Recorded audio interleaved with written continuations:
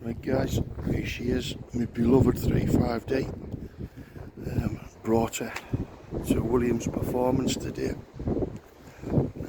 She's going to be fitted with new intercooler, air-tech intercooler, and the R-racing coilovers. The cars, as you can see, there's loads of cars waiting to be getting done here. M3s,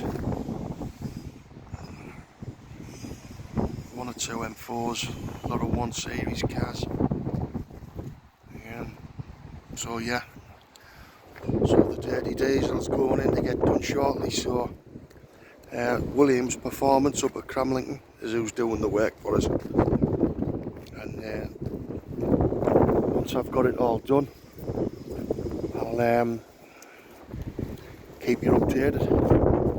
So basically that's how she's sitting now.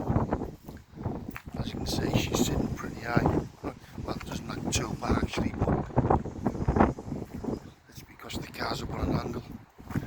So check back with us in a minute and I'll show you it all done.